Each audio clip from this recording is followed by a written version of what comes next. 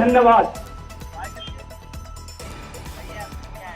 अरे आपने जो 3 कृषि काले कानून लाए और 60 दिन चलते हो गए, आपने उनको रद्द नहीं किए, इसके लिए धन्यवाद। अगर रद्द कर देते तो युवा शक्ति जो है जागती ही नहीं, कभी आपकी कमियां पकड़ती नहीं, इसके लिए धन्यवाद। अगर उनकी जगह मैं प्रधानमंत्री होता तो किसानों को कभी एक होने नहीं देता, एक दूसरे ही दिन किसान कानून को रद्द कर देता। बहुत बड़ी बात है कि आपने किसी कानून रद्द नहीं किए और इसकी आग अभी दिखेगी मोदी जी। अभी दिल्ली में कल 26 जनवरी को संयुक्त मोर्चा बैठा हुआ है, उसमें आग देखना कितनी बढ़ चढ़ के, और आज तो यहाँ भी लग चुकी है। किसान कम मत समझना, एक एक किसान यहाँ बैठा है क्रांतिकारी, 100 पे भारी।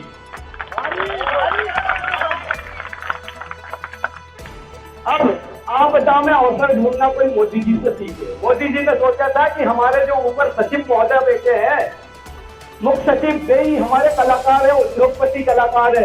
अरे उससे ज्यादा कलाकार हमारे किसान साथी है। आपने तो फेंका नहीं और कैच कर लिया, आपके कानून में धूल चटा दी। 5 जून को आपने अध्यादेश लाए, 28 जून को पूरे भारत में और क्रांतिकारी किसान मजदूर करने एक साथ ज्ञापन दिया, विरोध कर दिया मोदी जी का। आप इनको कम मत आंकना मोदी जी, आपकी जो उद्योगपति वाली नीति है ना, वो नहीं चलने वाली। अब किसान मजदूरों का समय आ गया है, जो ईमानदारी से काम करेगा वो ही इस देश में राज करेगा। और इनको तो देख लेना बगला भगत, बगला में जानते हो, बगला जानते हो, कभी किसान लेके खेतों में आते, प्रवासी होता ना, प्रवासी साला जब आता कीड़ा मकोड़ी का टाइम, जब पलेवा करते जब आता है, ऐसे ही 5 साल बाद तुम्हारे पास सफेद सफेद कपड़ा पहन के बगला भगत आएंगे। उन बगला भगत की बातों में मत आना। बगला भगत को तो चुनाव के टाइम पे कहेंगे भैया जी, तो भैया जी से दूर रहना। और जो फूले लगे हुए हैं, हमारी देवी जी गणेश जी बैठती, उनके चरणों में चलाना, ऐसे भ्रष्टों के चरणों में।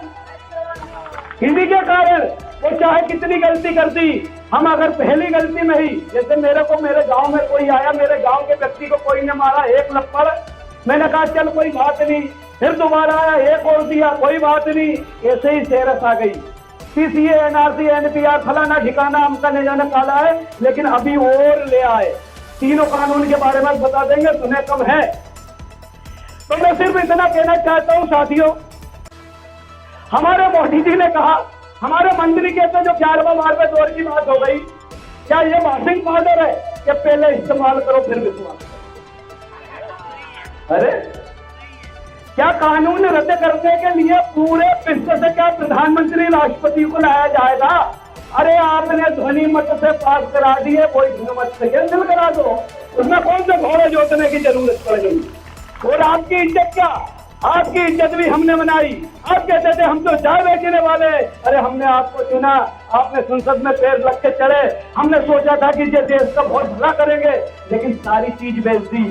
एयरलाइन बेच दी, पंप बेच दिए, बंदरगाह बेच दिए, ट्रेन बेच दी, स्टेशन बेच दी, एनडीएनएल बेच दिया, पीएसएम बेच दिया, और तमाम बेचने को, और जो बचा था किसान भी बेच दी।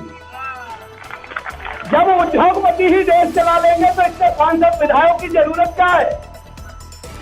अरे एक को राष्ट्रपति बना दो अडानी साहब को, एक को प्रधानमंत्री बना दो अंबानी को, और बाबा रामदेव को बना दो कहीं का मुख्यमंत्री, इधर यूपी का ही बना दो, और पूरे ऐसे उद्योगपतियों को मुख्यमंत्री और बना दो। क्या जरूरत है इतना देश का पैसा खराब करने की? अरे कंगना रनावत की तो क्या बोलूं, वो नचनिया को जेठ सुरक्षा देके रखी है। अरे मेरे मोदी जी, देशभक्ति में क्या काम कर लिया वो कंगना रनावत ने? वो सारी बाहर सुरक्षा देके रखी, और वही हमारा बाबा रामदेव खुचू खुचू करता, डुप्लीकेट दवाई बेचता, उसको भी देके रखी है। देश का पैसा बेकार जा रहा है, किसानों को देने के लिए पैसा नहीं है, हवाई जहाज आपने खरीद लिए उड़ाने के लिए। तो साथियों मेरा निवेदन है, आगे सुनने को बहुत है, मैं भी काफी देर हो सकता था, लेकिन हमारे को सुनना भी, हमारे प्रदेश अध्यक्ष भी एक है, तो मैं ये कहना चाहूंगा, संघे शक्ति कलयुगे एकम बलम कलयुगे। अगर कलयुग में कोई शक्ति चलेगी तो संघ की शक्ति चलेगी, एकता का बल चलेगा। संघे शक्ति कलयुगे एकम बलम कलयुगे। तो मेरे भाइयों, जैसे मैं एक उदाहरण देता हूं, पेड़ से टूटकर पत्ता सुरक्षित रह नहीं सकता, पेड़ से टूटकर पत्ता सुरक्षित रह नहीं सकता, पर्वत से टूटकर पत्थर सुरक्षित रह नहीं सकता, और किसान संगठन, क्रांतिकारी किसान मजदूर संगठन से टूटकर किसान सुरक्षित रह नहीं सकता। तो किसान संगठन सभी से मैं निवेदन करता हूं, जो पूर्ण रूप से गैर राजनीतिक संगठन है, हम किसी विधायक का, सांसद का प्रचार नहीं करेंगे, किसी राजनीतिक मंच पर नहीं जाएंगे। आपसे मेरा करबद्ध निवेदन है, ऐसे संगठनों का बायकॉट करो जो वाकई में गैर राजनीतिक ढंग से हमारी लड़ाई लड़ता है, उस संगठन का सपोर्ट करें। क्या और भी संगठन आ जाए, मैं कोई अपने संगठन की बात नहीं, जिसको अच्छा लगे उसको करे। तो हमारे यहाँ मोदी जी की क्या नीति, बहुत दिन से बोलता आता हूं मैं, हमारे देश में दोहरी राजनीति का बोलबाला है, हमारे देश में दोहरी राजनीति का बोलबाला है। उद्योगपति माला माल तो किसान मजदूरों का निकला दिवाला है, अरे हर रोज आत्महत्याएं करते हैं किसान मजदूर। क्या मोदी जी इसी को अच्छे दिन कहते हैं? वो कहा गए मामा जी लाभ का धंधा बनाऊंगा, भूल गए। एक कहते थे कि मैं ऐसा कर दूंगा, वैसा कर दूंगा, सब सारे के सारे भूल गए। तीनों कृषि कानून पे इसलिए नहीं बोल रहा कि बोलने के लिए बैठे, बार बार बात कोई दोहराई नहीं जाती।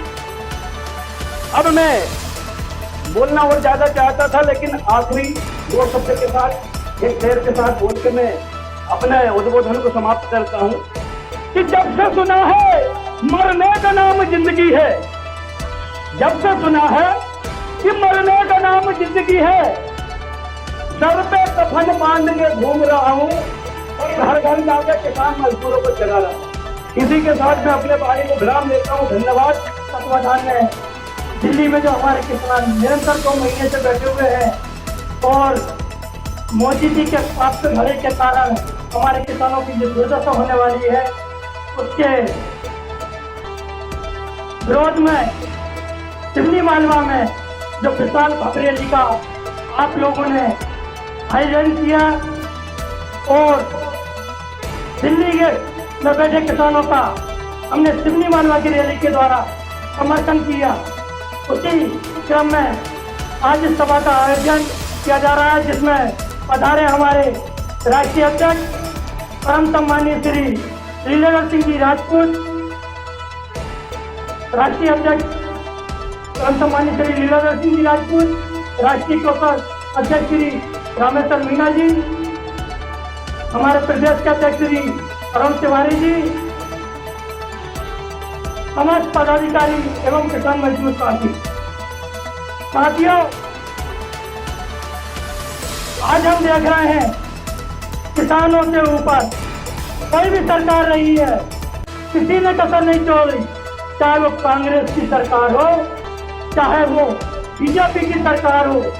72 साल देश को आजाद होते हो गए, परंतु आज कोई दावे खाते बोल रहे कि कांग्रेस की सरकार ने किसानों का लाभ किया या बीजेपी ने, प्रत्येक सरकार ने शोषण किया है।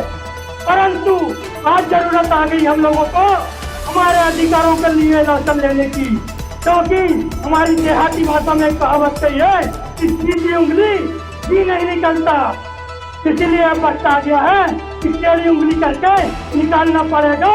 और जो आप संसद में बैठे हैं कभी सीधे से कानून वापस लेते नहीं, तो 26 तारीख के बाद इनको याद दिला देंगे कि किसान अब सीधे बैठने वाला नहीं। आज उसकी शुरुआत सिवनी मालवा से हमने करके दिखा दी है। मेरे किसान साथियों, जागो और लड़ो, निकलो खेत खलिहानों से और लड़ो इन बेईमानों से। आज समय की पुकार है, हमको लड़ना होगा, जागना होगा।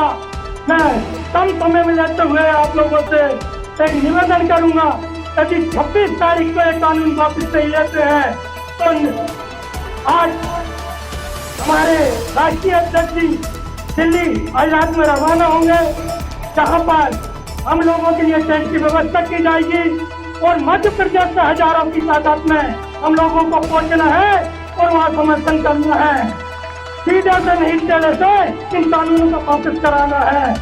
तो साथियों, लगा दो आग पानी में, लगा दो आग पानी में, शरारत हो तो ऐसी हो, शरारत हो तो ऐसी हो, मिटा दो आज जुल्म की आंधी, बगावत हो तो ऐसी हो। जय हिंद, जय भारत। देखना है बाज, देखना है जोर कितना दिल्ली वाले कातिल में। अभी अगर देखा जाए तो बिल्कुल मोदी जी आंख बंद करके कान बंद करके बैठे हैं। हमारे 2 से ऊपर किसान शहीद हो चुके हैं बॉर्डर पे, लेकिन अभी तक उनने कोई न संवेदना व्यक्त की है और न ही किसानों के विषय में उन्होंने 2 शब्द। इतना निठुर, इतना निर्दयी तो कभी नहीं समझा था हमने हमारे देश के प्रधानमंत्री। मुझे नहीं लगता कि वो जनहितैषी कार्य करते हैं, वो धनहितैषी कार्य करने के लिए प्रधानमंत्री बने हैं। जनहितैषी कार्य करता तो आज 70% किसान परेशान है, वो 70% किसान को देखता, ना कि धनहितैषी उद्योगपतियों को देखता। आज इस ट्रैक्टर रैली से हमने दिल्ली वालों को हौसला दिया है, उनका हौसला अफजाई किया है। ये न्यूज पहुंच चुकी है दिल्ली कि आपके समर्थन में मध्य प्रदेश में भी विशाल ट्रैक्टर रैली निकली है। कल वहां की जो रैली है वो बिल्कुल ऐतिहासिक रैली होगी और पूरा भारत तिरंगामय होगा। कल गांव-गांव तिरंगामय होगा। कल किसानों को आतंकवादी बोला, खालिस्तानी बोला, माओवादी बोला, वामपंथी बोला। कल उनको सबूत देने जा रहे हैं पूरे किसान। दिल्ली के चारों ओर लगभग 5 लाख ट्रैक्टर की किसान रैली वहां पे निकलेगी, ट्रैक्टर रैली जो कि तिरंगा यात्रा के नाम से निकलेगी। और मैं ये चाहता हूं कि ये जोश आप लोगों में भी बरकरार रहे और जो बोलने वाले हैं उन लोगों की कि मध्य प्रदेश के किसान नहीं है, अन्य राज्य के किसान नहीं है, सिर्फ हरियाणा और पंजाब के किसान है, उनको जवाब दे दो कि हम पूरे भारतवर्ष के किसान एक हैं और किसान हमारी एकता जिंदाबाद है। जय जवान, धन्यवाद। कि दिल्ली में जो किसानों की दुर्दशा हो रही है वो सभी देख रहे हैं। मैं इस मंच के माध्यम से सर्वप्रथम दिल्ली बॉर्डर पर शहीद उन किसानों का हृदय से श्रद्धांजलि अर्पित करते हुए लगभग 92 किसान जो दिल्ली में शहीद हो गए, बहुत दुख होता है मुझे ये कहते हुए कि कोई नाचने वाला गाने वाला यदि मर जाता है तो उसके लिए सड़कों में कैंडल यात्रा होने लगती है, कैंडल मार्च करने लगते हैं। लेकिन आज हमारे 92 किसान मजदूर भाई दिल्ली में शहीद हो गए, उनके लिए किसी ने भी एक कैंडल मार्च नहीं निकाला, ना कभी कहीं किसी ने कोई शोक संवेदना पर श्रद्धा सुमन अर्पित की। मैं आप लोगों के साथ मिलकर के यहाँ पर उन सभी शहीद किसानों को हृदय से श्रद्धांजलि अर्पित करता हूँ। और मैं ये बताना चाहता हूँ, ये सरकार जो हमें नई नई नामें दी हैं कि हम खालिस्तानी हैं, पाकिस्तानी हैं, आतंकवादी हैं, उसको मैं हृदय से धन्यवाद देता हूँ, शुक्रिया अदा करता हूँ। लेकिन गुमराह करने वाले जो नेता बैठे हुए हैं और कहते हैं कि केवल हरियाणा और पंजाब के ही किसान जो आंदोलन कर रहे हैं। भाई साहब, मैं आपको बताना चाहता हूं कि जहां आग लगती है वहीं से धुआं निकलता है। अपने मध्य प्रदेश में तो अभी आग लगी ही कहां है। आज सोनीपत में देखिए लगभग हजारों गोदाम अडानी अंबानी के बन चुके हैं। जब पूरा देश कोरोना काल से जूझ रहा था, उस समय ये 2016 से ही अपनी गोदामों को बनाना शुरू कर दिया था। सोनीपत में ऐसे ऐसे गोदाम बने हुए हैं अडानी जी के कि 50,000 मीट्रिक टन वहां पर धान या किसानों का अनाज भंडारित किया जा सकता है। भैया, मैं जानना चाहता हूं मोदी जी से, क्या जरूरत थी ये तीनों कानून, जो काले कानून है उनको लाने की, जब किसानों की कोई मांग ही नहीं है, हमें आवश्यकता ही नहीं है, तो जबरदस्ती ये कानून हमें क्यों दिलाया जा रहा है? इसकी क्या आवश्यकता है? जब पूरा देश कोरोना काल में जूझ रहा था तो मोदी जी हमारे बैठ करके चंद इन उद्योगपतियों के साथ मिल करके और 3 काले कानूनों को पारित करा लिया। अरे विडंबना थी हमारे साथ, हम सड़क में नहीं जा सकते थे, हम कोर्ट में नहीं जा सकते थे, अगर बाहर निकले तो पिछवाड़ा लाल हो जाता था। ये आप भी देखते थे, इधर ऐसे मोदी जी कानून पारित कर रहे हैं और उधर पुलिस लगा दिए, सड़कों में कोई घर से बाहर निकलने न पाए। किसान की बड़ी दुर्दशा थी, बड़ी दयनीय स्थिति थी।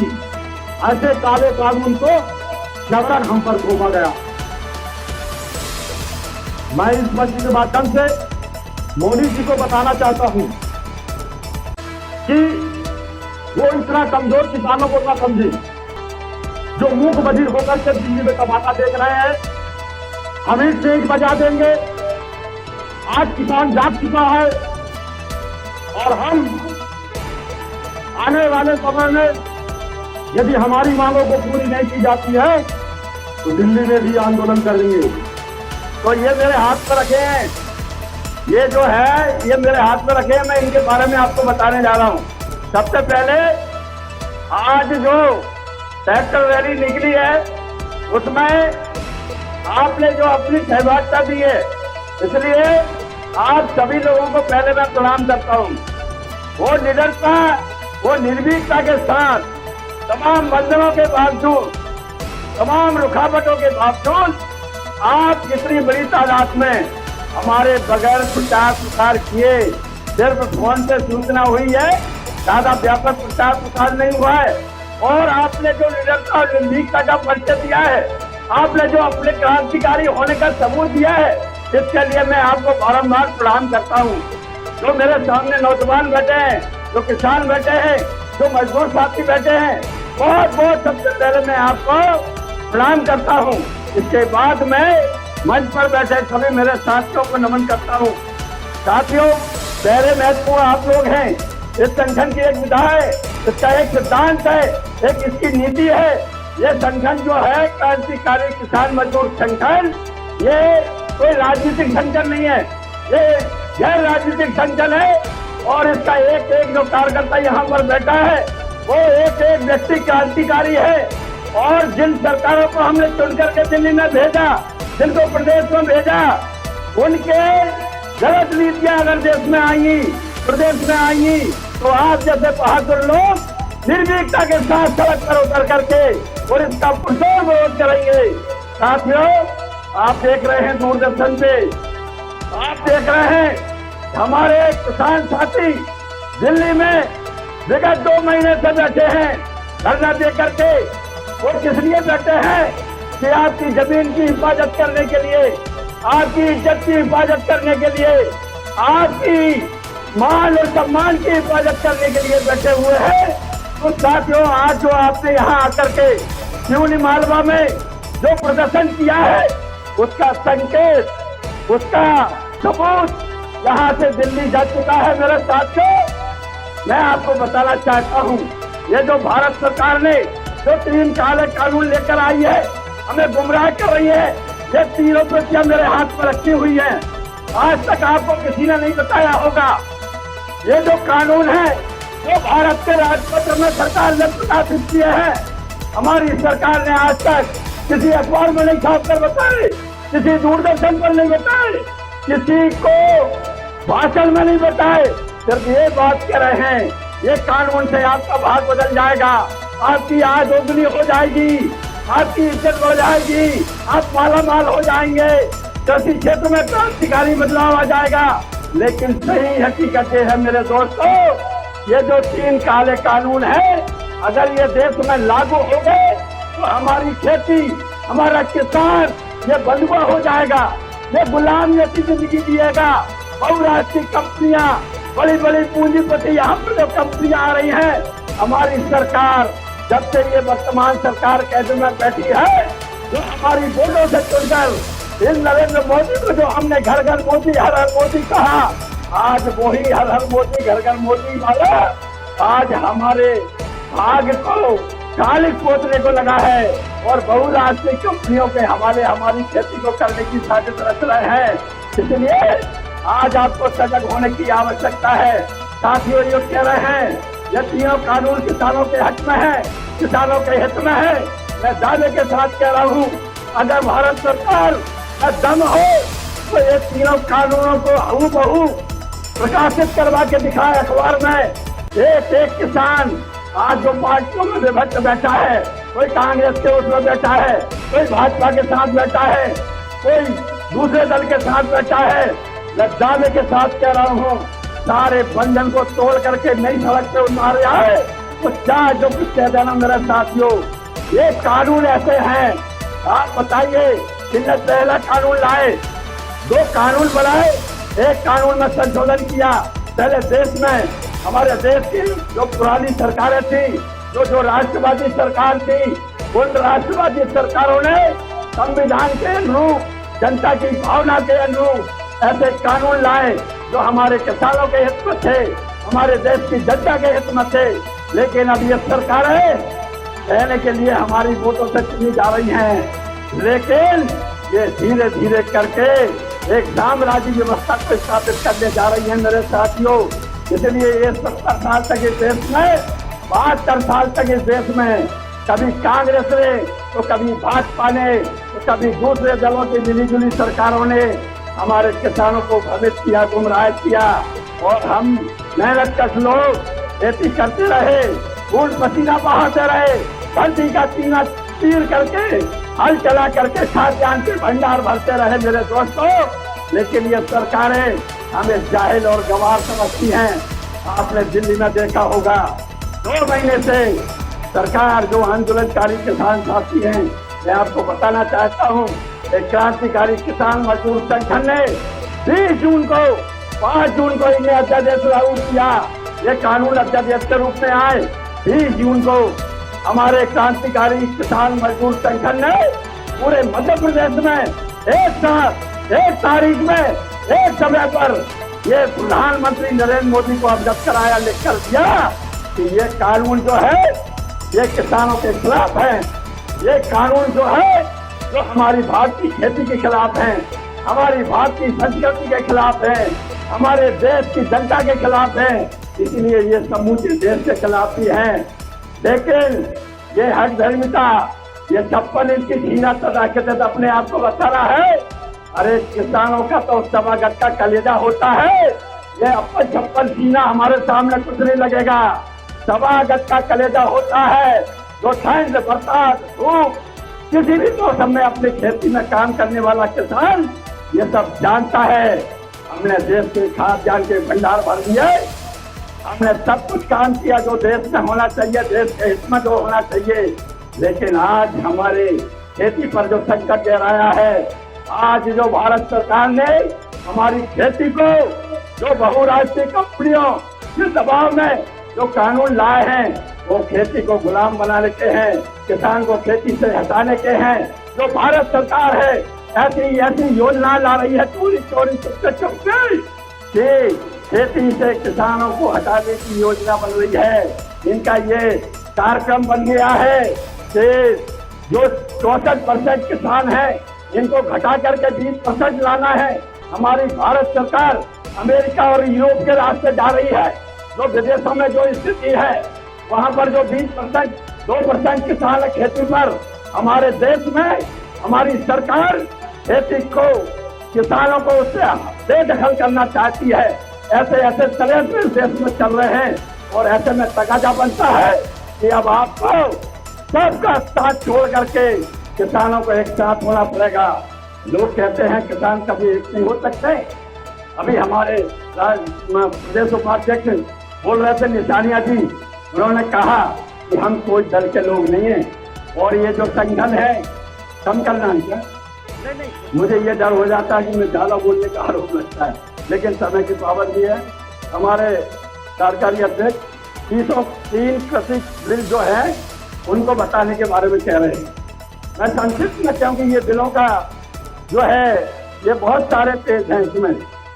ये भारत सरकार ने राजपत्र में प्रकाशित किया है। अपने अपने भारतीय जनता पार्टी के नेता से पूछना कि वो बताओ कानून क्या है। आप लोग पूछना कि क्या कानून बनाए हैं, ये प्रति रखी है मेरे पास। साथियों, पहला कानून जो सुधार किया इनने, पहले हमने हमारे देश के प्रधानमंत्री जो तात्कालिक प्रधानमंत्री थे 1956 में एक कानून बना एसेंशियल एक्ट, जिसका नाम था जो जीवन के लिए जरूरी, मनुष्य जीवन के लिए जो जरूरी वस्तु है, गेहूं, दाल, तिलहन, दलहन, इनका कोई जरूरत से ज्यादा स्टॉक नहीं करेगा, एक सीमा लगा दी थी। उसका एक्ट का नाम था एसेंशियल कमोडिटी एक्ट। इन मध्य प्रदेश की भारत सरकार ने ये अभी जो कानून लेके आई है, ये सीमा खोल दी है। कोई भी व्यापारी, कोई भी कंपनी कितने भी बड़ी तादाद में बेलिमिट अनाज इकट्ठा कर सकती है। ये बताइए, ये कोई जायज बात है क्या? जब बड़े बड़े पैसे वाले पूंजीपति आएंगे देश में, पूरा आपका अनाज खरीद के भंडार में बन लेंगे। आप कहें ये कैसे, आप कह रहे हैं भंडार बन लेंगे? ये हमारे यहाँ 2014 से ये लागू हो गया है। अंबानी अडानी के बड़े बड़े वेयर हाउस बन रहे हैं, स्टील साइलो बन रहे हैं पूरे देश भर में। आपके मध्य प्रदेश का होशंगाबाद जिले में भी अडानी ग्रुप के साइलो बनने जा रहे हैं दोस्तों। तब ये पूरे एरिया का, जिले का पूरा अनाज भंडारण करके रख लेंगे। तो आप बताइए, बाजार में क्राइसिस पैदा हो जाएगा। लोग कह रहे हैं ये तो किसानों का कानून है, ये तो किसानों की समस्या है, लेकिन मैं कहना चाहता हूँ कि देश के हर नागरिक को इसका भोगना पड़ेगा। ये दर्द जो है हर इस देश के नागरिक को झेलना पड़ेगा, इसलिए हम इस कानून का विरोध करते हैं। दूसरा कानून, इनने एपीएमसी एक्ट को हटाने की बात करी, इसको बाईपास करने का काम किया। जब हमारे किसान संगठनों ने सवाल उठाया तो ये कह लगे हम मंडी खत्म थोड़ी कर रहे हैं, हमने तो एक नई व्यवस्था शुरू कर रहे हैं।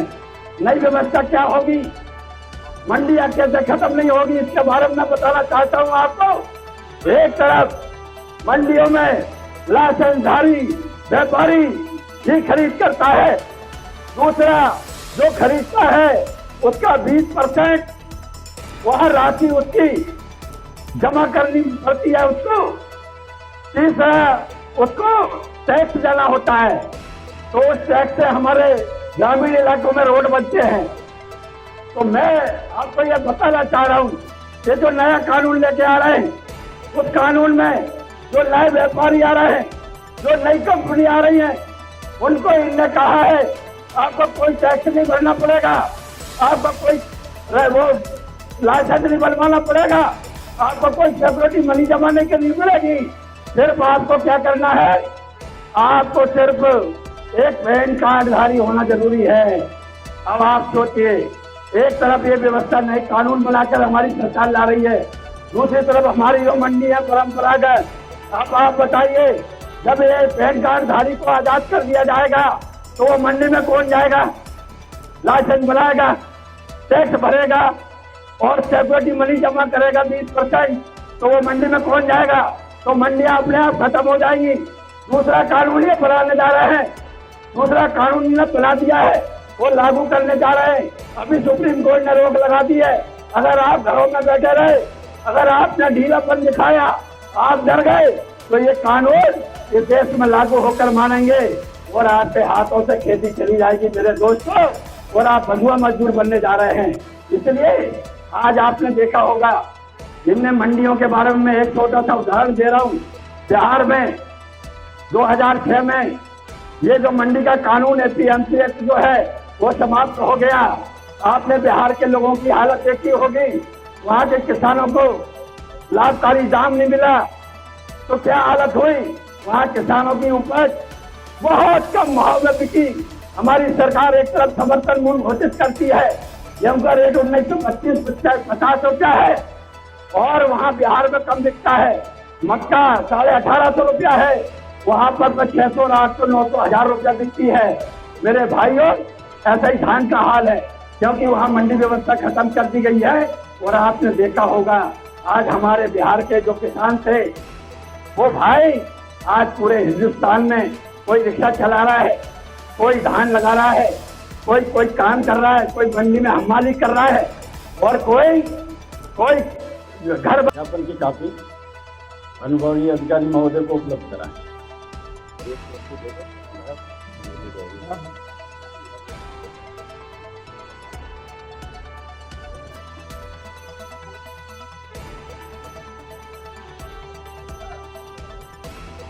कंपनी के लिए जिला प्रशासन के लिए है, एक मध्य प्रदेश शासन के लिए है और एक केंद्र सरकार के लिए है। तो केंद्र सरकार से हमारा ये निवेदन है इन ज्ञापनों के माध्यम से कि इन किसान जो आंदोलन पे बैठे हैं उनकी भावना को समझें और संवेदनशील होने का परिचय दे हमारी भारत सरकार, और जो उनकी मांग है, जो 3 कानून है उन्हें वापस लेने की, वो उनको माना जाए। दूसरी मांग जो समर्थन मूल्य की गारंटी देने की बात जो कर रहे हैं, वो कानून उसका बनाया जाए। ये भारत सरकार से हमारा इस आज के आयोजन के माध्यम से माननीय हमारे अनुविभागीय अधिकारी महोदय को ये भारत सरकार को अवगत कराना चाहते हैं। दूसरा एक बात हम और कहना चाहते हैं कि हम खेती में रिफॉर्म के विरोधी नहीं हैं। हमारा संगठन जो है बहुत विचारवान संगठन है, विचारधारा पे आधारित संगठन है, व्यक्ति और किसी राजनीतिक दल का विरोधी संगठन नहीं है। हम सच्चाई की बात करने वाले लोग हैं। तो भारत सरकार से हमारा निवेदन है कि आप रिफॉर्म लाइए। चलिए, हम भी चाहते हैं बड़े बड़े प्राइवेट रिफॉर्म यहाँ पर आए, प्राइवेट प्लेयर आए, लेकिन खेती को बंधुआ मत बनाइए, किसी कानून के बंधन में मत जकड़िए, किसान को स्वतंत्र रहने दीजिए। हम ये आपसे वादा करते हैं भारत सरकार कि इस यहाँ की जो धरती माता है बहुत उपजाऊ है, यहाँ का जो किसान है वो बहुत मेहनत का किसान है।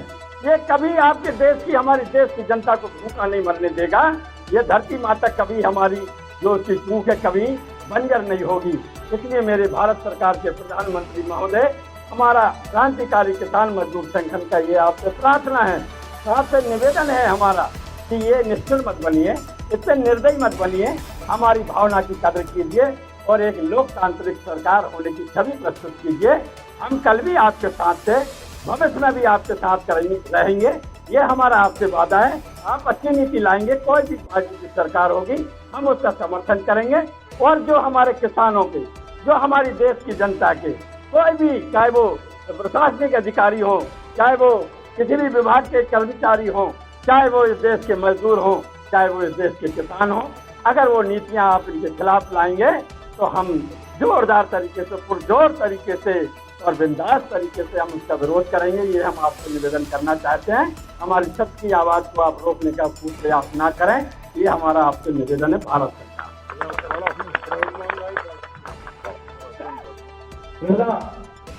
जो ज्ञापन है माननीय प्रधानमंत्री जी के नाम का है, माननीय प्रधानमंत्री जी भारत सरकार नई दिल्ली श्रीमान द्वारा में दिया जा रहा है। श्रीमान अनुविभागीय अधिकारी राजद जिला हैदराबाद, विषय केंद्र सरकार द्वारा पारित किए गए 3 कृषि मॉडल एक्ट 2020 कानूनों को रद्द किए जाने बाबत।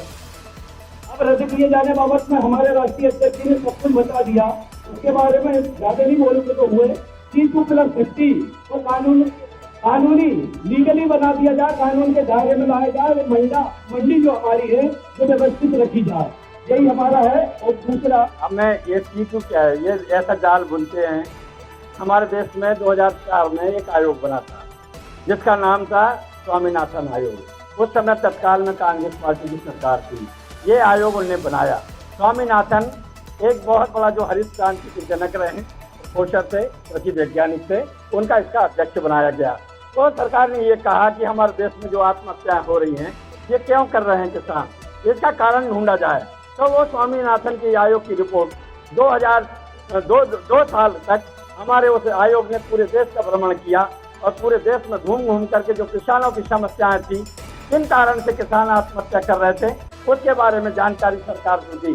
तो आखिरी रिपोर्ट जो दी 2006 में सरकार के टेबल पर रखी और उसमें एक बात खास जो आई, बहुत सारी बातें उसमें लिखी गई थी, लेकिन एक जो प्रमुख बात थी, उन्होंने कहा स्वामीनाथन ने कि प्रबोधन स्वामीनाथन ने भारत सरकार से कहा कि इस देश में किसान इसलिए आत्महत्या कर रहे हैं कि उनको जो आप फसलों के जो दाम है वो सही तरीके से नहीं मिल रहा है, सही नहीं मिल रहे हैं। घाटे का जो दाम मिलने के कारण किसान की आर्थिक स्थिति कमजोर हो गई है, वो कर्जदार हो गए हैं और कर्जदार होने के साथ साथ बैंकों का भी कर्जा है और खेती का काम, महंगाई इतनी बढ़ रही है, लागत बढ़ गई है, इसलिए उसमें कर्जा हो गया है, तो वो साहूकारों से भी कर्ज ले रखा है, इसलिए वो कर्जा चुकाने की हैसियत में नहीं है और किसान आत्महत्या कर रहा है, वो जहर पी रहा है या फांसी के फंदे पर लटक रहा है। इसलिए सरकार से उन्होंने निवेदन किया कि किसान की जो फसल है, चाहे कोई भी फसल हो, हमारे यहाँ गेहूँ होता है, सोयाबीन होता है, धान होती है, थोड़ा शांति बनाए, इसलिए हर फसल जो भारत का किसान उपजाता है, चाहे वो नारियल हो, केला हो, चाहे गन्ना हो, गेहूँ हो, कपास हो, जो भी फसल, धान हो, गेहूँ हो, जो भी फसल वो उपजाता है, तो लागत के साथ उसका लाभकारी दाम मिलना चाहिए। जो लागत लगती है आप उसको जोड़िए और उसके साथ में लागत प्लस C2, यानी C2 का मतलब डबल होता है 50% मुनाफाकारी दाम भारत सरकार अगर तय कर दे तो देश में किसानों की आत्महत्या खत्म हो जाएगी और वो भी आम नागरिक के। कौन बोलता भाई? नहीं, अगर आप यहाँ आ जाओ भैया, नमस्कार, क्षमा करना, अपन बात कर रहे हैं तो ये स्वामीनाथन ने कहा, अब वो रिपोर्ट झूठ खाते रही, सरकार बदलते गई, नहीं लागू किया, तो आज तक लागू नहीं किया। अब वर्तमान सरकार ने जो बात की है, देखना हमारी आपत्ति कहाँ है। एक तरफ सरकार जो भारत सरकार मौजूदा है मोदी जी की नेतृत्व में, वो सरकार सुप्रीम कोर्ट में हलफनामा देती है, वो कहती है कि हम ये C2+ का मामला जो है वो ठीक नहीं है, हमारे बाजार की व्यवस्था बिगड़ जाएगी, इसलिए हम नहीं दे सकते, तो इसलिए लिख के हलफनामा दे रहे हैं। दूसरी तरफ 2014 में फिर इन्हें जब दोबारा दूसरे टर्म में जो आए मोदी जी, तब इन्होंने कहा कि हमने C2 पे वो स्वामीनाथन की रिपोर्ट लागू कर दी है। तो मेरे भाइयों, ये सवाल है, ये हर किसान को समझना जरूरी है। अगर C2+ इन्हें लागू नहीं किया है, इन्हें AFL 1 लागू किया है। AFL 1 लागू होने में क्या होता है कि बहुत सारी लागतें हमारी छूट गई हैं। तो ये जो दावा कर रहे हैं भारतीय जनता पार्टी भी, इनके प्रवक्ता भी कहते हैं कि हमारी सरकार ने ये लागू कर दिया है, देखो स्वामीनाथन की रिपोर्ट लागू कर दी है, तो ये गलत बात है। आपने देखा होगा अगर C2+ लागू हो जाता तो मेरे किसान का गेहूँ जो है, जो सरकार तय करती है, वो आज इस साल 50 रुपये बढ़ाया, पिछली बार 35 रुपये बढ़ाया, 80 रुपये बढ़ाया ना, तो 1975 कर दिया है। तो मैं आपसे ये निवेदन करना चाहता हूँ मेरे देश की सरकार से कि अगर C2+50 के आधार पर अगर ये दाम तय होते तो मेरे किसान को गेहूं की कीमत 2800 से लेकर के 3000 रुपये प्रति क्विंटल मिलती। तो इतना बड़ा जो झूठ है, मेरे देश के किसानों को गुमराह करने के लिए मत बोलिए और जो सही दाम है वो लागू कर दीजिए। इसके बाद भी देखो, बहुत सारी बातें समय कम होने के कारण कह नहीं पाते हैं। हम क्या मांग रहे थे, हमारी सरकार से क्या मांग रहे थे? हम मांग रहे थे कि एक बार हमें कर्जा मुक्त कर दीजिए, क्योंकि ये सरकारी रिकॉर्ड में ये दर्ज है कि पिछले 70 वर्षों में हम घाटे की फसल बेच करके 43 लाख करोड़ के नुकसान में आ गए ये किसान। और मेरा हर किसान बैंक से कर्जदार है। बैंक से कर्जा लेने के बाद में भी मेरा किसान चुनार के यहाँ रकम रखता है। मेरा किसान आज ये सूदखोरों से पैसा लेने को विवश है, इसके बावजूद भी 72 वर्षों तक इस देश की खेती को चला रहा है। तो इसका हृदय देखिए। आप 56 इंच की बात करते हैं, हमें एतबार नहीं होता मोदी जी। हम आपसे विनम्र निवेदन कर रहे हैं कि देश का कलेजा कितना तगड़ा है। ये 70 साल से कर्जा में जी करके लाखों 3 लाख किसान इस देश में आत्महत्या करके मर गए, ये आपको दया नहीं आई। और इस आंदोलन में भी 125 किसान मर गए, उन पे भी आपको दया नहीं आ रही। तो आपसे हमारा निवेदन है कि ये जो C2+ का फार्मूला है, चलो अगर ये आपने वचन दे दिया है सुप्रीम कोर्ट में, तो हम आपसे कहना चाहते हैं कि हमारी लागत जो लगती है हमारी फसलों में, आप कैलकुलेट करवा लीजिए। गेहूँ में कितनी लागत लगती है, धान में कितनी लागत लगती है। क्या हमारा जीवन भी आपके साथ चलने का नहीं है?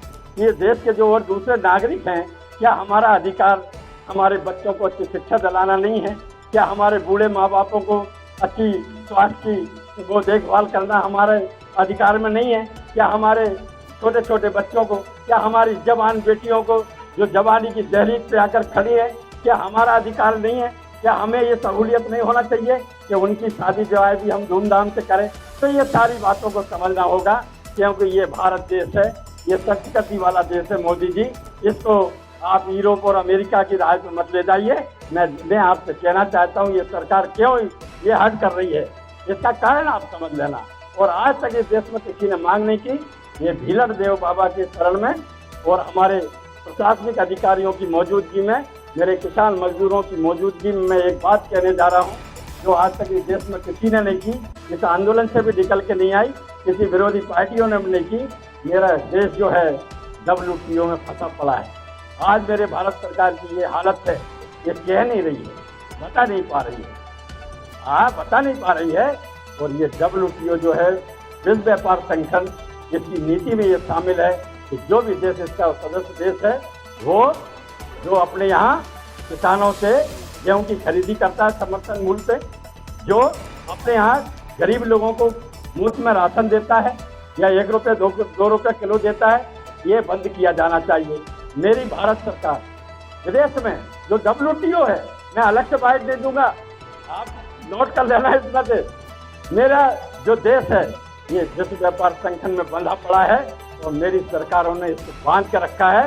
तो मेरा इस मंच के माध्यम से आज निवेदन है कि इस देश के किसानों के बाजुओं में बहुत ताकत है, इस देश के जवानों में बहुत ताकत है, वो अपनी सीमाओं की रक्षा कर सकता है। मेरा किसान हर मुश्किल में अनाज उत्पादन करके देश के भंडार भर सकता है, लेकिन मेरे देश की जनता को ये बहुराष्ट्रीय कंपनियों की गुलामी में मत डालो मेरी सरकार। मेरा आपसे ये निवेदन है और मैं दावा करता हूँ कि ये ऐलान हो जाना चाहिए भारत सरकार से कि हम हमारे किसानों की हित की रक्षा करेंगे, चाहे हमें WTO से बाहर जाना पड़े तो जाने का ये 56 इंची सीधा हमारे मोदी जी वहां पर दिखा दें, विदेशियों को दिखा दें कि मेरे करोड़ों करोड़ों किसानों के साथ मैं खड़ा हूँ और ये WTO के सदस्य देश से मैं बाहर होने की घोषणा करता हूँ। ये दम दिखा दें तो हम मानेंगे कि हमारे देश का प्रधानमंत्री का 56 इंच का सीधा है। साथियों, ये बात है, हमारे देश की समस्याएं तब सुलझेंगी, किसानों की तब सुलझेंगी समस्याएं जब हमारा देश ये WTO से बाहर होने का दम दिखाएगा। ये बात है, इसको सारे लोग ध्यान से रखना। आगे बढ़ाएं, आप आगे पढ़ें, पूरा पढ़ो देखते हैं, आप पढ़ दीजिए। मतलब आप विस्तार नहीं देंगे,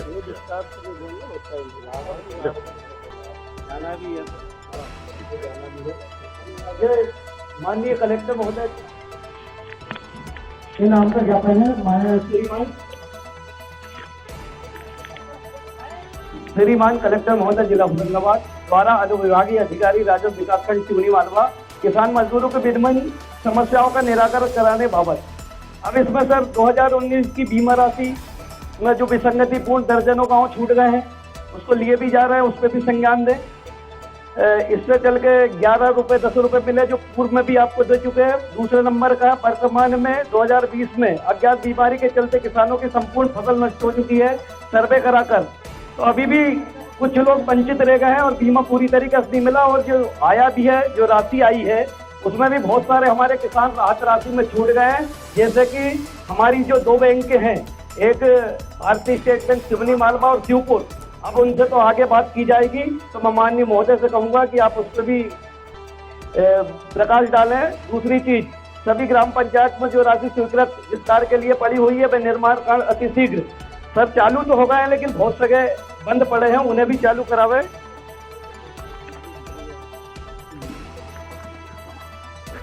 स्वच्छ भारत अभियान के तहत वनग्रामों में शौचालय निर्माण किए गए, लेकिन शौचालय तो बने हैं पर गड्ढे नहीं है। ये पूर्व में भी दिया था सर, अभी तक जांच नहीं हुई है, ना हमारे को कोई जानकारी मिली, अभी तक गड्ढे नहीं बने हैं, उन्हें पूर्ण किया जावे एवं जांच कराकर दोषी अधिकारियों पर कार्रवाई की जावे, ये अभी तक नहीं हुई। दूसरा, वनग्रामों में अभी वन समिति द्वारा हितग्राहियों को BPL कार्ड होने पर भी राशन शासन द्वारा दी जाने वाली सुविधाओं से वंचित रखा गया है। उन्हें कार्ड अपडेट कराकर उन्हें राशन अति शीघ्र दिया जाए, इसमें भी विलम्ब हो रहा, अभी नहीं हुई। हम गए थे वन विभाग, पूरी नहीं हुई है। MPB बिजली विभाग द्वारा वसूली के अंतर्गत किसानों को बहुत उनकी वसूली के अंतर्गत किसानों से होना, जबकि कुर्की की जा रही है उसे मई माह तक स्थगित किया जाए।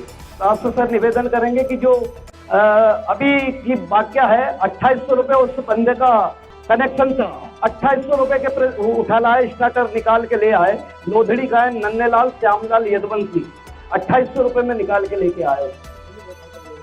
हाँ। गाँव का एक मामला है, बताता था उसकी माँ काम कर रही, उसके पिताजी कौन हो गए, उन्होंने कहा है और 5 व्यक्ति का कलेक्शन उन्होंने 8 व्यक्ति का कर दिया। अब आप बताइए क्या करेंगे, 10 साल का है 12 साल का, ये आपके सामने ठीक है। भूमि कितनी? 2 एकड़ भूमि, भिलाड़िया कला। जानकारी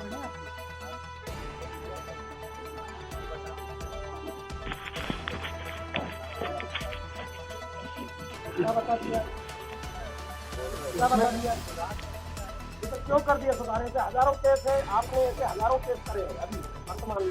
नहीं, जो अभी तो जितने भी कनेक्शन हम लोग चेक करने के बाद ही कर रहे हैं। एक मिनट सही आराम उससे मैं नहीं, आराम से बात करें, आराम से बात करें। पूरे यूनी वाला ब्लॉक की बात करें, कम से कम 50 गाँव गया, सारे गाँव में सारे जो मामला आया था हमने गोलंबिया तहसील में भी यही मामला आया, हमने गोलंबिया तहसील में भी यही किया। ये क्यों बढ़ाते रहे? हमारे को पैसा तो ज़्यादा लगता है, तो ज़्यादा आता है, ये चोरी भी तो करते हैं, हमारे ऊपर लोग आते थे, लेकिन भी आपको करता हूँ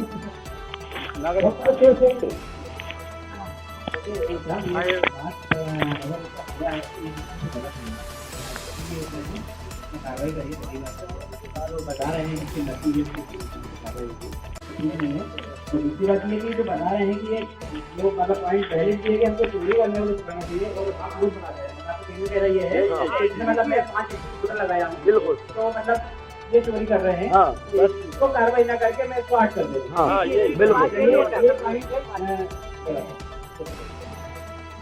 हूँ। जो चोरी के सतत जो चेकिंग चल रहा है और हमारे जो चोरी के प्रकरण भी बन रहे हैं और टेम्परेरी कनेक्शन भी हो रहे हैं, जैसे तत्काल अगर जैसे मान लो चोरी के प्रकरण मिलते हैं तो उसे हम प्रकरण बना के बिलिंग करते हैं और लोड हेल्थ से वाली अगर बात करें हम तो हमारे जो सहमति अधिकारी है सभी चेक करने के बाद ही लोड कराएं। सर कितने केस बनाए होंगे अभी तक? लगभग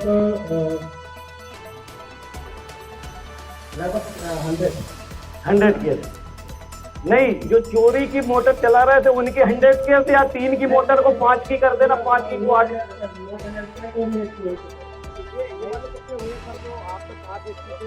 कर दिए और 8 तो सतत चेकिंग चल रहा है, सतत चेकिंग चल रहा है।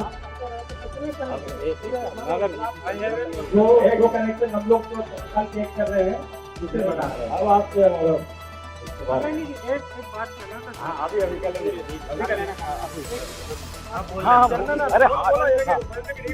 अरे वाला में केस आया था, अदरणीय महोदय जी के पास में गया, मेरे मित्र हैं वो, और 48,000 रुपये उनको कर्जा था, तो मैंने अदरणीय जी से बिना निवेदन किया कि आप 20,000 में मान जाइए, अभी किसान की फसल आई नहीं है।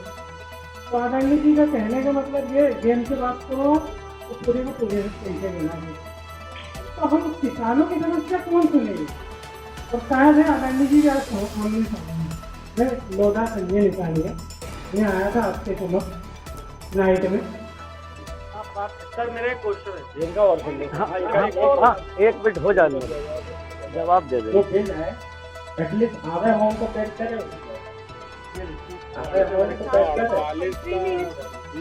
हुआ नहीं। तो ये जो बिल जो है आपका जो बताया राष्ट्रीय, ये अभी का तो नहीं है, ये काफी पुराना है, और अभी प्रदेश में अगर देखा जाए तो 1750, तो अब आप उसे 4-5 साल का तो होगा बिल।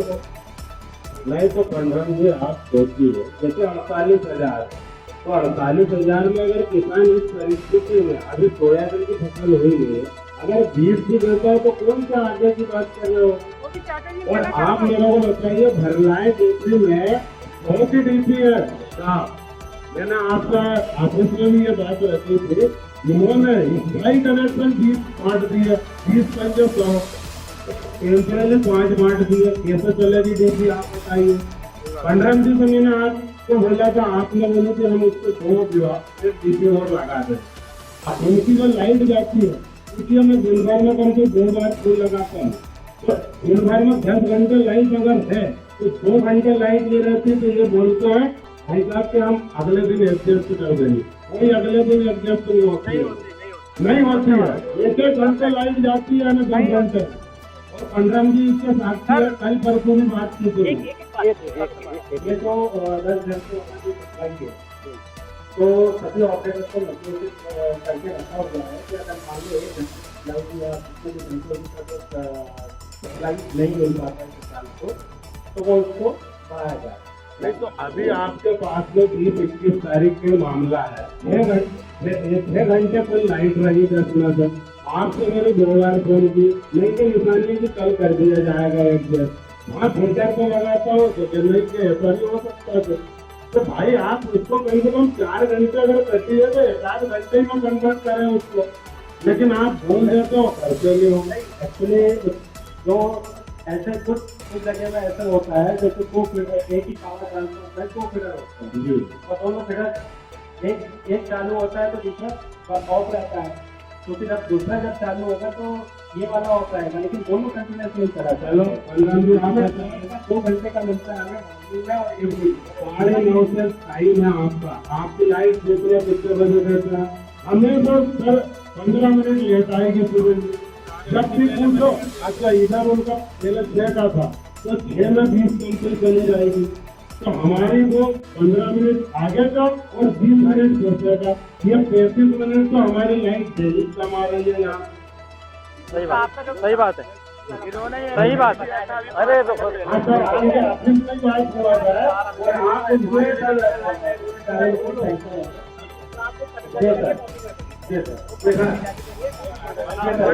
सर आप यही रहा हो, मैंने सबसे बड़ा कंप्लेंट आपने कनेक्शन फीस दिए कैसे, अगर दिए नहीं है तो कैंसिल में क्यों दिए? अब उसका जो लास्ट में जो दूसरा मोटर चलेगा उसके बाद नहीं, अगर आपने 20 कनेक्शन दिए, आपने मैंने पूछा कि इसको अपन कितना दे सकते, आपसे ही बोल सकते हैं आपके सामने 18 दे सकते, और आपने 20 बांट दिए रजिस्टर। मैं टेम्परेट कनेक्शन की अगर बात करें, उसका अगर कोई आता है टेम्परेरी के लिए, हम डायरेक्ट चलाएगा, बटन करेगा, तो फिर हमारे पास बिजली नहीं है, हम क्यों दे रहे हैं? तो वो तो यूज करेगा ही। तो करेगा तो आप पकड़ो ना, आपके लाइन में सोचा है करना। क्या है इसमें, अगर मान लो टेम्परेरी कनेक्शन है, अगर वो उससे टेम्परेरी कनेक्शन हम नहीं देंगे तो डायरेक्ट चलाएगा, डायरेक्ट चलेगा। इसलिए चलाएगा, इनका मतलब हमारे पास कोई आदमी नहीं है वो देखने के लिए, इसलिए आएगा। ये तो बात नहीं हुई। ये बहुत बड़ी समस्या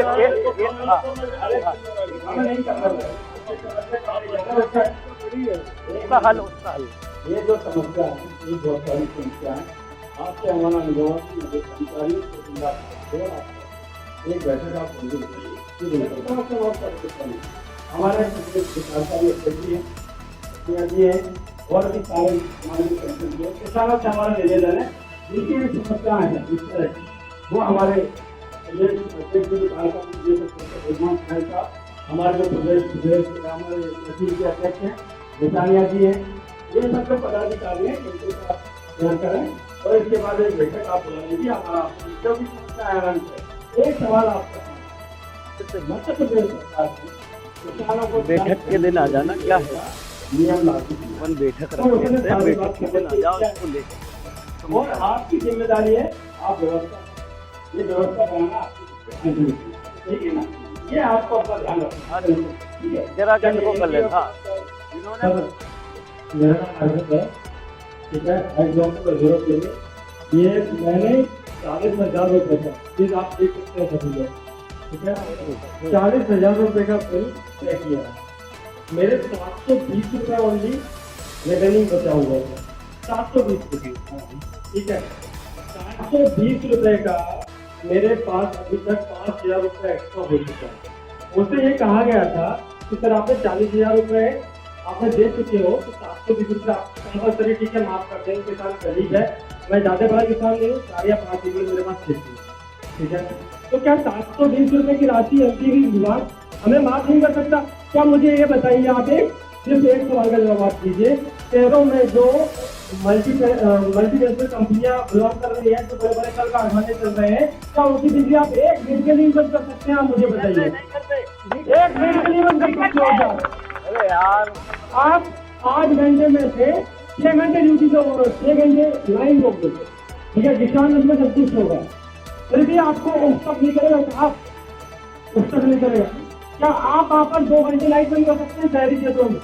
10 मिनट कर सकते हैं क्या? चलो अपनी समस्या रख। मेरा ये ₹720 का ₹5000 इसका माफ मुझे बोला गया था कि ये माफ हो जाएगा। ये पंप का है या फिर घरेलू? सर पंप का है, ₹40,000 का बिल था।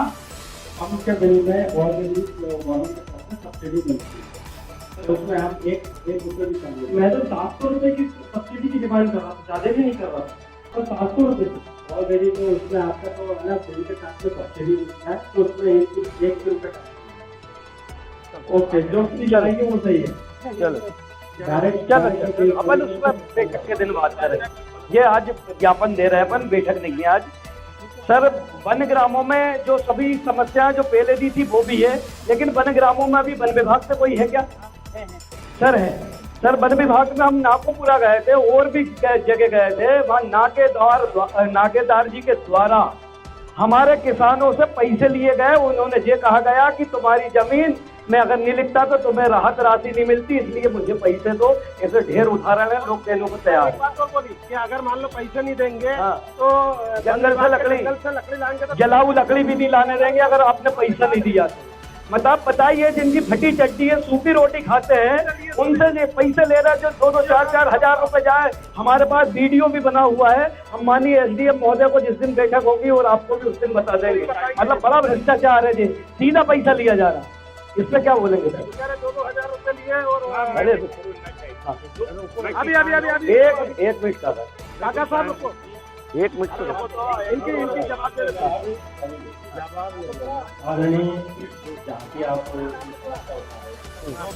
एक मिनट यार। क्षेत्र की बात नहीं है, मैं सुबह मालवा का रंजन हूँ और वो बनापुरा क्षेत्र में आता है। अगर किसानों की तरह की कोई पैसा दिया गया है तो बेहद दिक्कत है और इस तरह का काम नहीं किया जाना चाहिए। जैसे ये कर्मचारी ने इस तरह का काम किया है, उसकी जरूरत शिकायत होनी चाहिए और अधिकारियों के द्वारा कार्रवाई की जाए।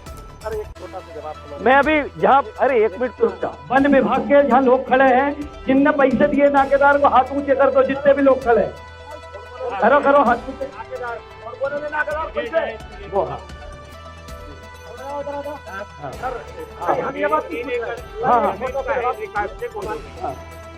और अतिरिक्त जमीन में अवैध नाम चढ़ा दिए गए, तो मैं ये पूछना चाहता हूँ कि मेरे पास ये जमीन आई कहाँ से?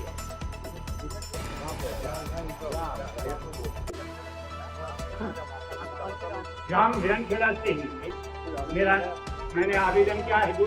2 वर्ष मेरा केस चला से किला की वो है, फिर वो फाइल अरे हरिशंकर भैया आ जाओ पास में। हाँ हो तुम। अरे तो मैंने चलो मैं बोल दूँ, मैं बोल तो उन्होंने बोला कि एसडीएम बोल दूँ। मेरा नाम है अजय नारायण, क्या का नाम अजय नारायण वो जी।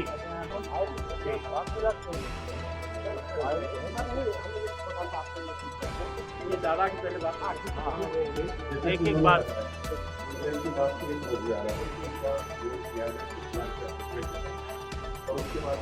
तो दे देंगे उनकी जेई को कभी।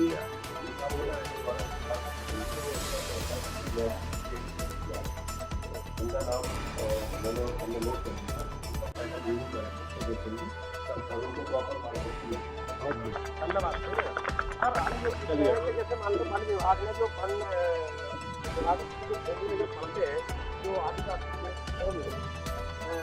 अन्य काम बोलते हैं, तो उसमें क्या वो जो राहत राशि बढ़ती है वो नाकेदार महोदय रिमार्क करते हैं तब राहत राशि मिलती है। उनको किसानों को ये बात बोलते गए देखो क्या है,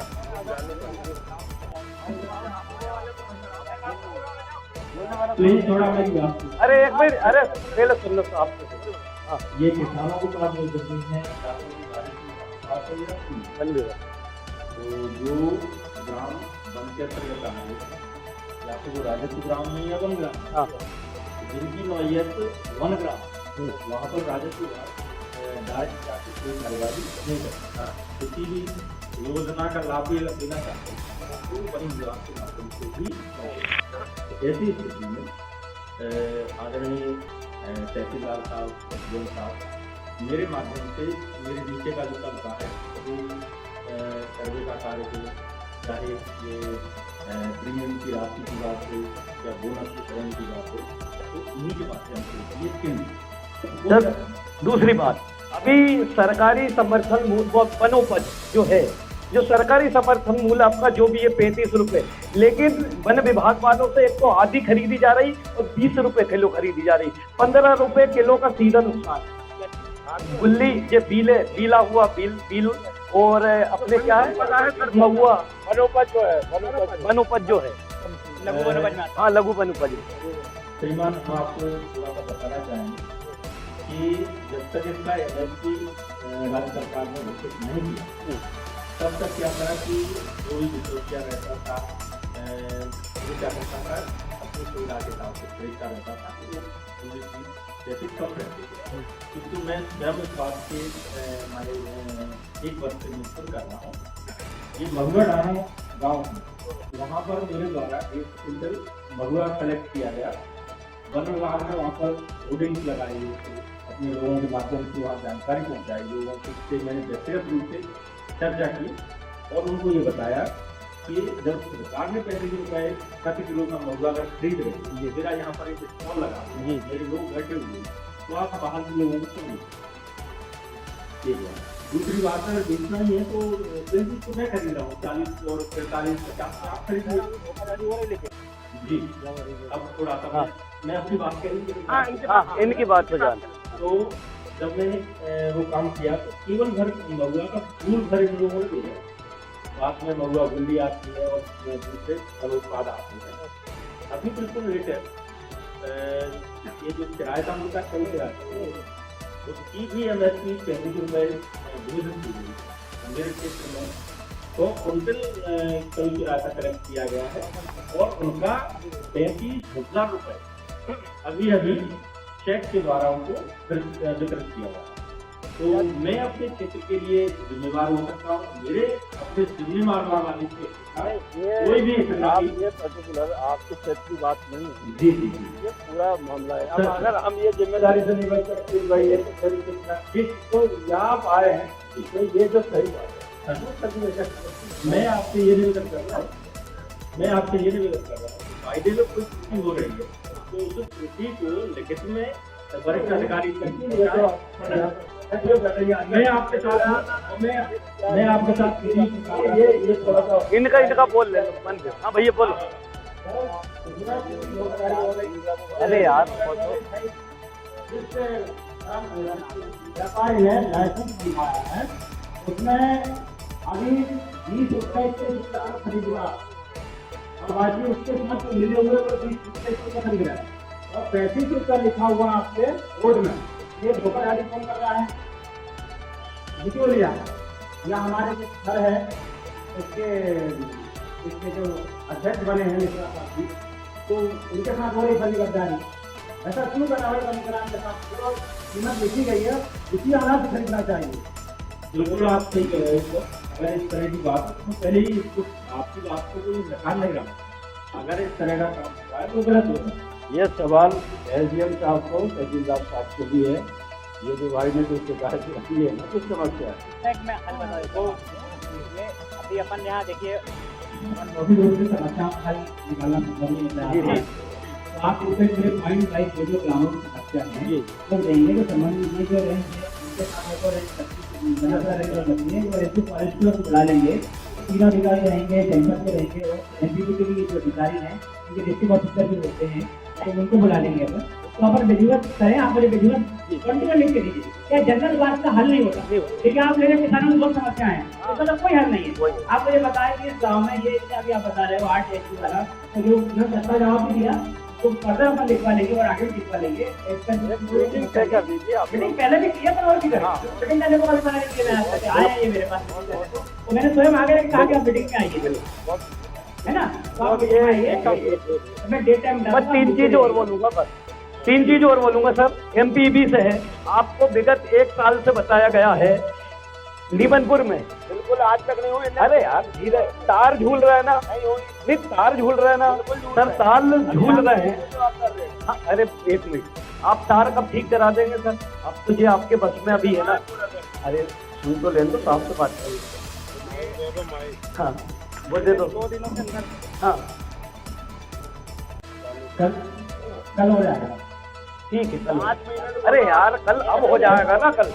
अच्छा अब सर 2 चीज और बोल के, ज्ञापन में तो बहुत सारी है लेकिन जो वर्तमान में ज्वलंत है, अभी एक नया कानून बनाया है कि 5 हेक्टेयर से अगर ज्यादा जमीन है तो उसका सिक्विक घोषणामा नहीं बनाया जाएगा। ये तो जोतते टाइम पिछले साल तो नहीं बोला कि कोई 5 हेक्टेयर से ज्यादा नहीं जोते। अब मान लो मेरा रकबा 20 एकड़ का है, तो उसका कोई ने अगर सिक्मी ले लिया, खोट ले लिया है, तो अभी जो नया कानून आया है जिसमें गेहूं का पंजीयन होना है, तो उसमें 5 हेक्टेयर से अगर ज्यादा जमीन होगी तो नहीं होगी। तो हम इसका पुरजोर विरोध करते हैं, इसकी भी। अच्छा तो ये कानून गलत है, हम इसका विरोध करते हैं। ये कानून जो बनाया 5 हेक्टेयर वाला जो पाबंदी लगाई गई है उसे तत्काल हटाई जाए।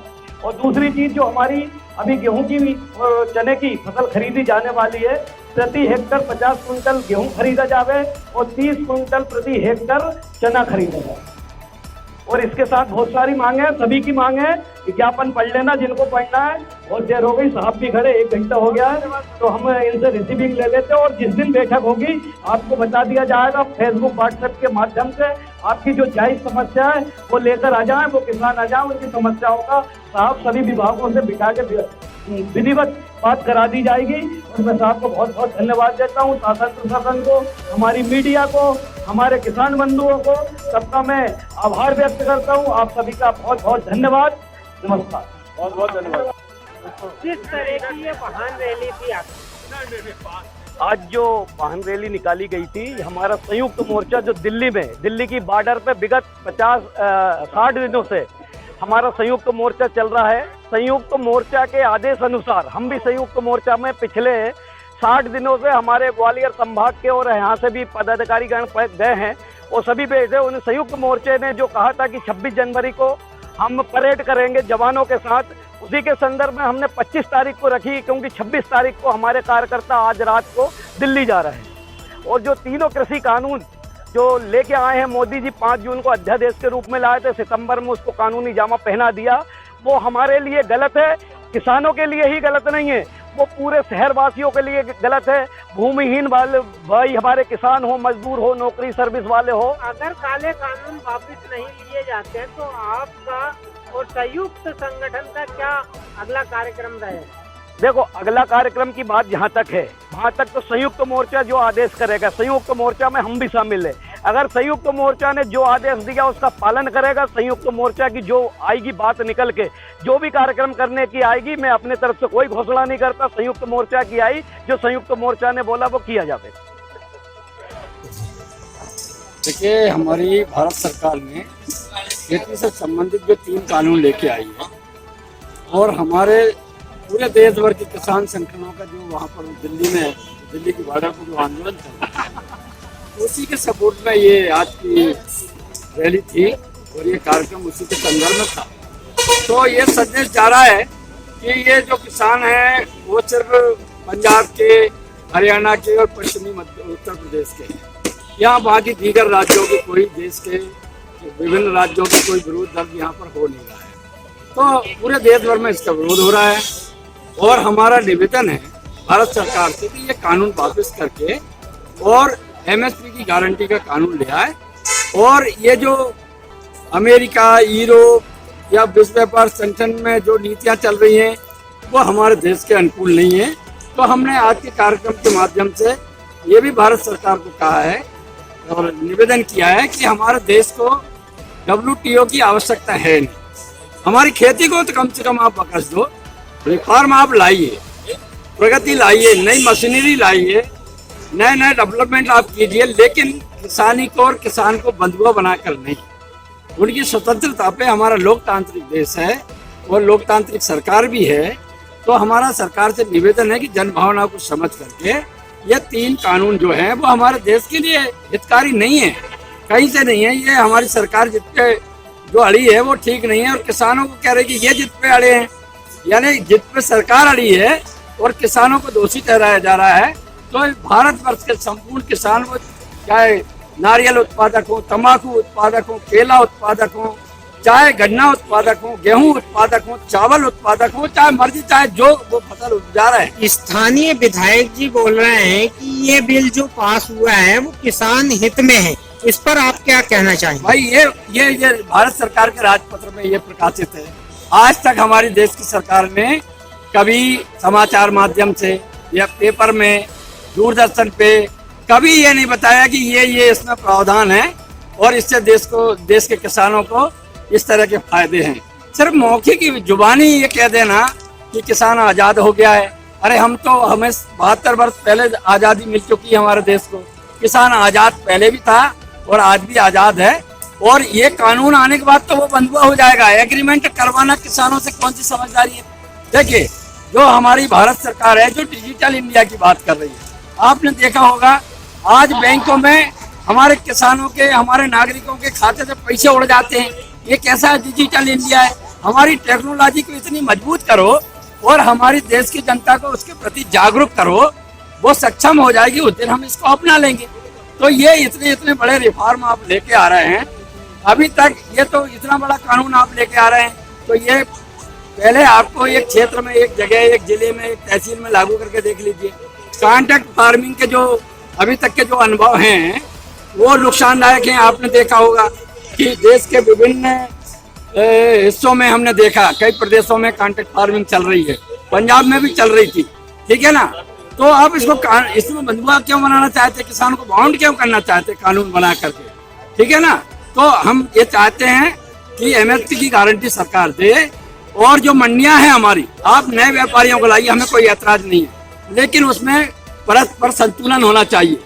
आप प्रतिस्पर्धा चालू करिए, अगर वो अच्छा करेंगे तो हम उनको देंगे, हमारी मंडी अच्छी होगी तो हम मंडी में जा सकते हैं। कई संगठन इसका भरपूर समर्थन कर रहे हैं कि ये किसान हित में है, ये जो बिल है वो किसान हित में है, इस पर आपका क्या कहना है? देखिए, ये बात है, कई की मंशा साफ नहीं है, या तो ये बिलों को अभी तक उनने समझा नहीं है, क्योंकि हमारी सरकार की नैतिक जिम्मेदारी, सार्वजनिक जिम्मेदारी होना चाहिए कि ये कानून क्या है जनता को बताए। तो उसके बदले में हमारे कृषि मंत्री जी ने एक परिपत्र जारी किया है और किसानों में बंटवाया जा रहा है, ठीक है, उसमें तारीफ करी जा रही है। लेकिन ये कानून की भूल मैं आपको बता दूं, अभी मैंने अंडरलाइन किया है इसमें, ये बताइए, ये एग्रीमेंट की बात कर रहे हैं, कॉन्ट्रैक्ट फार्मिंग में अनुबंध होगा, उसमें शर्तें होंगी, ठीक है कि नहीं।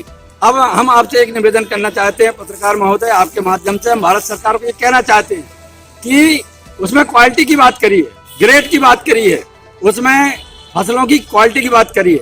तो हम आपसे ये निवेदन करना चाहते हैं भारत सरकार से कि कारखानों में जो चीज बनती है, जो भी वस्तुएं बनती हैं, वो कारखाने में एक ढांचा होता है, वो फिक्स कर देते हैं, वो क्वालिटी की गारंटी हो सकती है। लेकिन खेती जो है खुले आसमान के नीचे होती है। खुले आसमान में कब ओला गिर जाए, कब पाला पड़ जाए, कब फसल पकने के बाद जमीन पे गिर जाए, उसमें मिट्टी आ जाए, तो ये पहले से तय कैसे हो जाएगा? ये बहुत सारी बातें इसमें है, ये कई प्रश्नों का कानून है। इसलिए हमारा भारत सरकार से निवेदन है कि किसानों की भावना की कद्र करे और पूरी संवेदनशीलता के साथ में ये जो कानून है उनको वापस ले ले। और उसके बाद हम तैयार हैं, सारे किसान संगठन इस बात को लेकर तैयार हैं कि आप सरकार के साथ हम बैठ के बात करना चाहते हैं। एक ऐसी पारदर्शी कृषि नीति आप लेके आए जो हमारे देश के किसानों को, हमारे देश के हित में भी हो, किसानों के हित में भी हो, ये हम चाहते हैं। सरकार कई बार किसानों के साथ बैठ चुकी है, उसके बाद में भी कोई निराकरण नहीं निकला। अगला कदम आपका क्या रहेगा? ये आप हमको बता दे रहे हैं। सरकार ने किसानों के ऊपर ही ये पाले में गेंद डालते रहे हैं, ये कोशिश करते रहे इनको समझाया जाए, इनको तोड़ दिया जाए, ये प्रयास सरकार के रहे हैं। और इनके वोट बैंक बचाने के लिए ये कुतर्कों के साथ में देश की जनता को गुमराह करने का काम भी हमारी सरकार कर रही है। उनके जो प्रवक्ता आते हैं, कोई कह रहा है ये तो आतंकवादी हैं। मैं आपके माध्यम से एक बात करना चाहता हूं कि जो कमेटी सरकार की सहमति से बनी है 40 किसान संगठनों की, 40 लोग हैं उसमें, उनने क्या खालिस्तान की मांग रखी है? उनने क्या पाकिस्तान की बात करी है? उनने क्या कोई बात करी है? वो तो आपसे जो बात कर रहे हैं आपके पटल पे जा करके वो क्या कर रहे हैं कि आप ये कानून को रिपील कर लीजिए, वापस ले लीजिए, दूसरी बार फिर बैठ के हम कानून नया बना सकते हैं। दूसरी बात फिर उन्होंने कही है कि एमएसपी की गारंटी हो, तो एमएसपी की गारंटी सरकार क्यों नहीं देना चाहती? इसमें सरकार को क्या नुकसान हो जाएगा? तो हमारा निवेदन ये है कि एमएसपी गारंटी सरकार दे दे और ये कानूनों को वापस ले ले और नए सिरे से बैठ के जो देश के हित में जो कानून होंगे, जनता के हित में होंगे, ऐसे लाए। ये बाजारवाद से खेती को मत लाइए, बाजार मत बनाइए खेती को, क्योंकि इसमें लागतें बढ़ते जा रही हैं। अब आप सरकार कह रही है कि इसमें आपको लाभ होगा। मैं आपके माध्यम से ये पूछना चाहता हूँ हमारी भारत सरकार से, जब किसी जिनिस का दाम क्या नहीं होगा, यानी सरकार ये कह रही है एमएसपी जारी है, जारी रहेगी, ये बात कह रही है, तो अभी सरकार 6 से 15%, अभी 15% का आंकड़ा आ रहा है।